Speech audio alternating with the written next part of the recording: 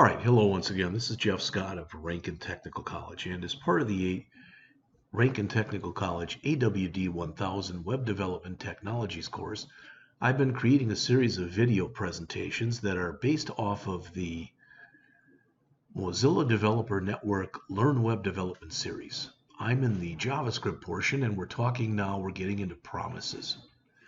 And as you can see here, promises are a fairly new feature of JavaScript that allow you to defer further actions until something has completed,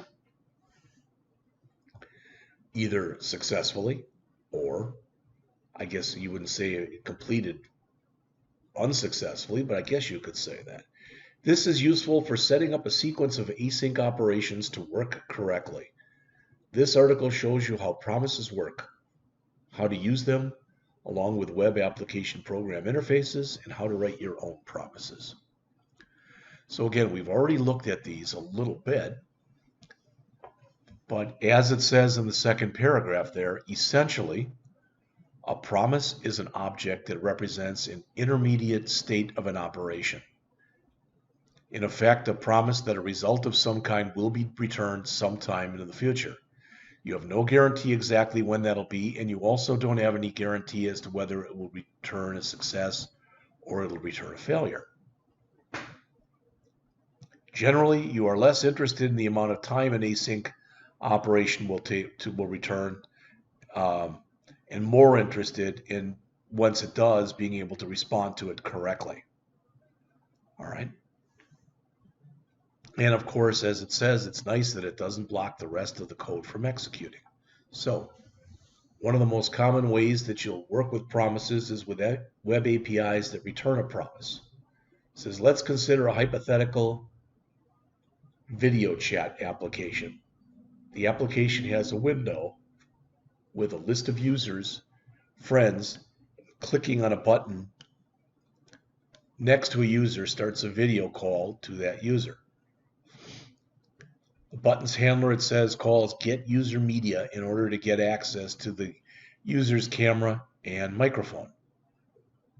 Since get user media has to ensure that the user has permission to use those devices and ask the user which microphone to use if they have got multiples, etc., and which camera to use, again, if they have multiples, or if it's going to be voice only. And there's other things that you could check for also. It can block until not only all those decisions are made, but also the camera and microphone have been engaged. Also, as it says, the user may not respond immediately to these permission requests, and it can take quite a while, depending. Since the call to get user media is made from the browser's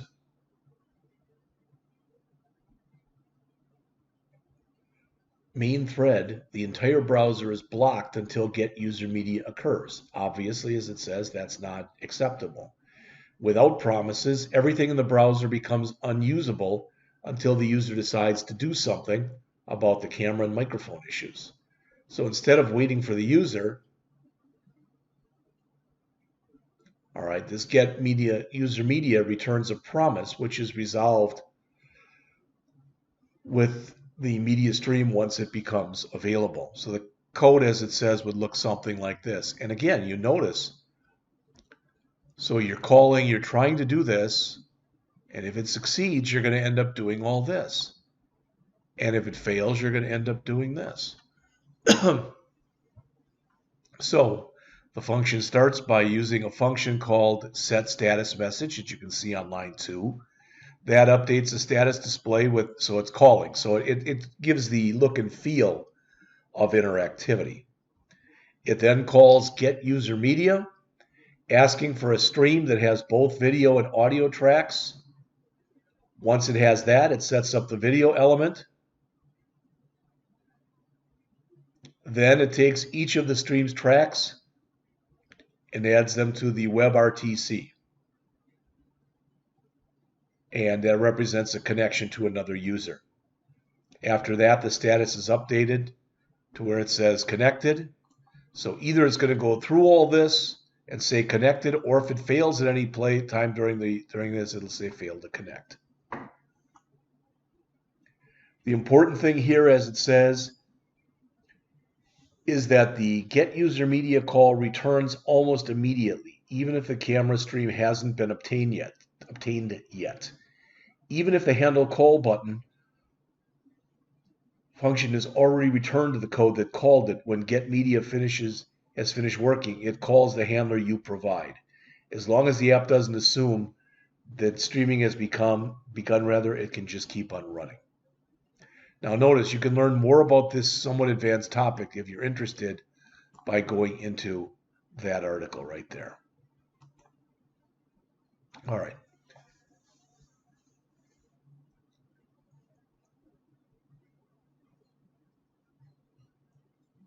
To understand why promises are a good thing, it says, help to think back over the old-style callbacks and appreciate why they indeed are problematic. It says, let's talk about ordering pizza as an analogy.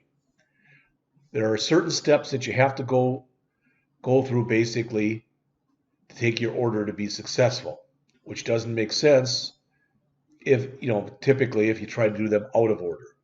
So you choose your toppings, you place your order, you collect the pizza, and you eat it. Well, if you reverse the order of those, it wouldn't make much sense. With old-style callbacks, a pseudocode representation of what's going on here is shown. So you'll notice it says, do this, and if that fails, do the failure. If it succeeds, do this. If that fails, do the failure. If that succeeds, do this. And if it fails, do the failure. This is that callback hell that we talked about earlier.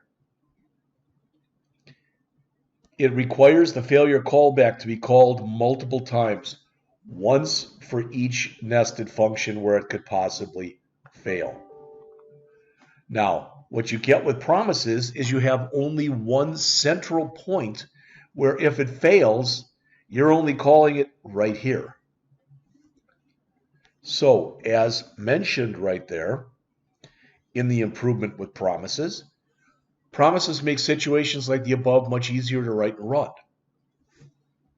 This is much better, it says. It's easier to see what's going on. And again, as already mentioned, you only need a single catch.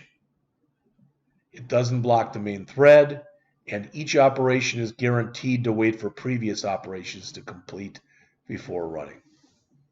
We're able to chain multiple asynchronous actions to occur one after the other. That's what they're showing in here. Using arrow functions can make it even easier.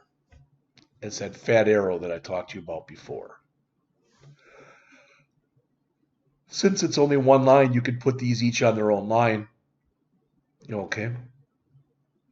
And as it says, this is a valid shorthand for this.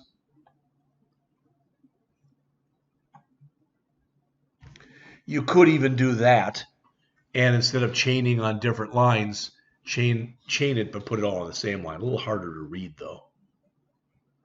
All right, it says you can make further improvement using async await, but that's in the next article. So, at their most basic, promises are similar to event listeners, but there are these two differences. A promise can only succeed or fail one time. It cannot succeed or fail twice, and it cannot switch from a success to a failure or vice versa. Second, if a promise has succeeded or the promise has failed, and you later ask or add a success failure callback, the correct callback will be called, even though the actual event took place at an earlier time. So, let's see how long this is.